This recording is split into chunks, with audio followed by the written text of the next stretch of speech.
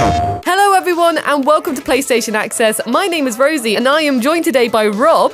Hello. There he is, and Rob has just played LEGO Horizon Adventures at Summer Game Fest. And Rob, this game looks phenomenal. It looks like the joys of LEGO and the joys of Horizon all in one bundle of happy universe. So please tell me your time with it. What was it like? Oh, I loved this game so much. I came to this game having just played Astrobot, and the whole PlayStation room at Summer Game Fest was just the most colourful, vibrant, happy, fun place. Like, you've got Astrobot on one side and you've got LEGO Horizon Adventures on the other side. I had seen the announced trailer to LEGO Horizon Adventures, but I don't think anything can quite prepare you for how good this game looks in motion and just how brilliant it looks. I was playing it co-op with a guy called Nick, and I just kept on saying to him, like, it's like we're playing a Lego movie.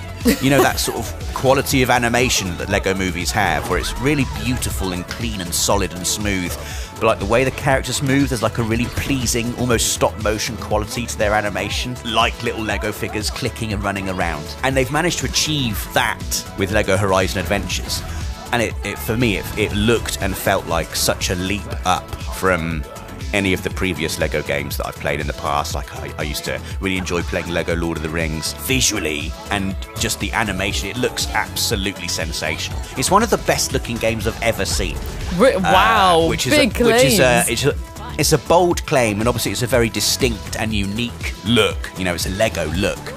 But when you go inside the customization menus and you get to do like a close-up look at the character models, and you get to see like little nicks and scratches on the Lego models, exactly like your Lego toys in real life. It's like you're looking at a real Lego figurine in front of you. Like, what they've managed to achieve with the lighting, it's just amazing. And when you actually see it in motion, you see Aloy and Rost sort of like scampering about in this Lego world. It's unbelievably good looking. But I was absolutely blown away with my time with it. I played it for about 45 minutes. I got through like a little tutorial area, which I played solo as Aloy. You get to Mother's Heart, which is like the hub of the game. And that was when sort of Nick dropped in with me. He was taking me through the demo, and I played the rest of it cooperatively with him. That little tutorial area aside, you can pretty much play the entire game in two-player co-op if you want, either local that's wonderful. or online. Or you can play it completely solo if you want to as well. So it's totally up to you. But we spent a lot of time just mucking around, customizing stuff in Mother's Heart. Like, there's so much you can unlock. So you can like change the look of all of the buildings. You can customize how they look. You can also, obviously, you can change the look of your characters. You can give them different outfits. So we didn't have them all available in the demo, but I could see pages and pages of outfits from, like, you know, the Lego Ninjago series. So my daughter's going to go absolutely mad for this game, I think. Like, there's all of the Ninjago characters you can dress Aloy up as. It's very, very cool. Also, like a whole bunch of Horizon characters that you can use to dress up your characters. It was just, you know, it was amazing to see. Also, a cool thing you could do, you can like build a wardrobe, and you can grab NPC characters, throw them in the wardrobe, and then you get to customize how they look as well, which I thought was just a very neat touch. But other things I wasn't expecting were the fact that, well, the original voice cast is back from the main Horizon game, so Ashley Birch is voicing Aloy, but in like a really sort of like, it was jarring, but in the best way, because I'm used to hearing Ashley Birch performing Aloy in Horizon Zero Dawn and in Horizon Forbidden West. You know, it's quite a serious tone, those games. You know, there's a little bit of, you know, humour in Aloy's character, but mostly she's on a very serious mission. In LEGO Horizon Adventures, however, as is the case with all of the LEGO games, there's that amazingly witty, quirky humour going on. And so you get Aloy, you get Ashley Birch as Aloy, but it's like a funny cartoon version of Aloy, and they've done it so well. Like, it had me laughing out loud like a couple of times, like the banter between Aloy and Rost. There's like a little training dummy that Rost is like teaching you, okay, here's how you fire your arrows. If you fire an arrow through some fire, it'll make it a fire arrow and all of that. And Rost ends up beating up the training dummy, and I think he calls it the training dummy, and Aloy chastises him and says, the training dummy's got a name, it's called Fred.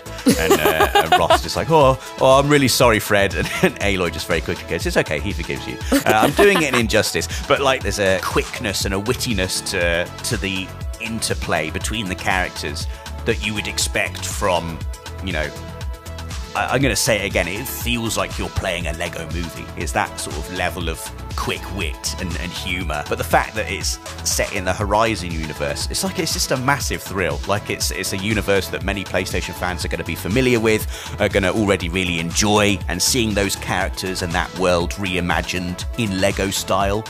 It was an amazing surprise, I think, when the game was revealed, because it is like an unusual combination, but when you see it and play it, it really, really works. I think especially Horizon is a good fit for it, because as soon as I started getting out into the first mission and the machines are coming in, obviously the way the machines are built, it just works really well for Lego. They're made of all these different parts, and as Lego creations, they just look fantastic, the way they're jumping about the place. And if you think you're in for an easy ride, let me tell you right now, this game is not mucking around. Like, I died a bunch of times and had to be revived by Nick. You got like monsters charging about all over your place. You get the focus, so you can hold R1 down and that will reveal enemy weak points, and that allows you to target specific weak points which do extra damage. I mentioned already that you can fire your arrows through fire and turn them into fire arrows, so if you manage to do that, that will do additional damage. There's like explosive barrels you can pick up and hurl at enemies.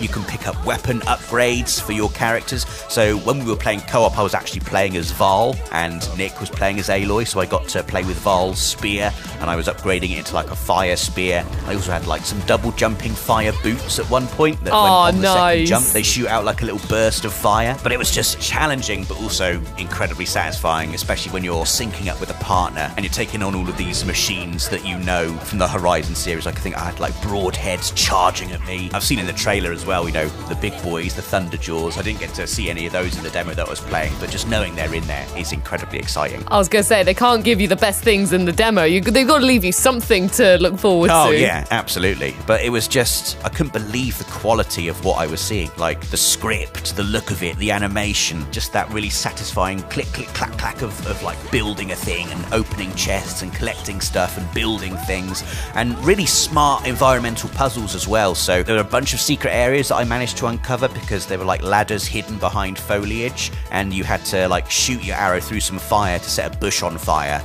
And then when that bush was on fire, use the fire from that to let the fire spread across all the foliage, and it will burn down the branches that are covering this ladder up, and then you get to climb up the ladder and open a secret treasure chest, all this kind of thing. There's all of the elements that you would enjoy from a Lego game.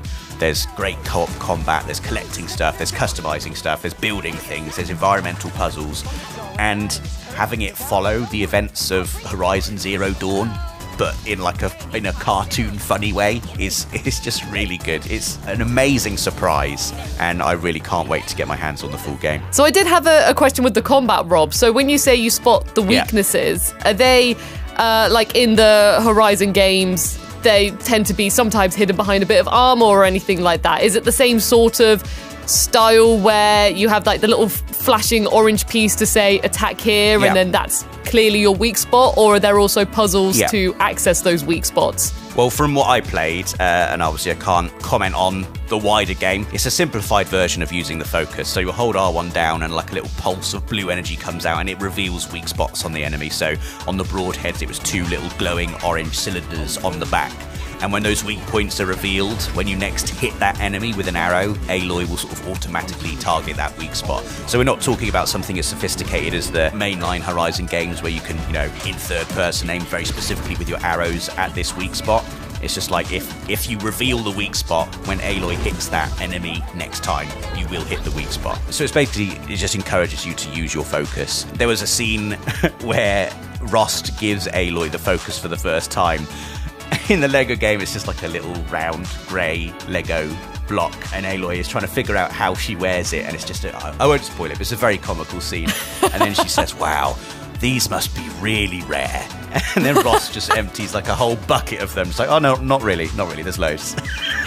I love that. The Lego series is always so brilliantly written, and from the sounds of it, it sounds like it's going to be such a fantastic, just all-rounder game for those who love Lego games, love Horizon, for those who maybe want to play cooperatively with other family members who may not necessarily be, used to video games. It just sounds like a really good all-around package. And I mean, what a fantastic game to come out later on this year. We're going to be treated with Astrobot pretty soon, and then Lego Horizon Adventures in 2024 as well. I'm really looking forward to playing it with my daughter because my daughter loves Ninjago. She can control a character dressed up as a Ninjago character. It's going to be amazing. Oh, that's going to be so amazing. And, well, she won't have much longer to wait, and neither will we, because, as I said, it's coming out later this year on PS5. So, everyone, please get excited for Lego Horizon Adventures. Let us know in the comments how excited you are, and don't forget to like and subscribe to this video if you've enjoyed it. I'm sure we're going to have lots more Lego Horizon Adventures content on the channel.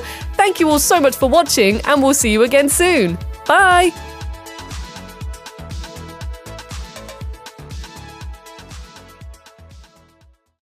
PlayStation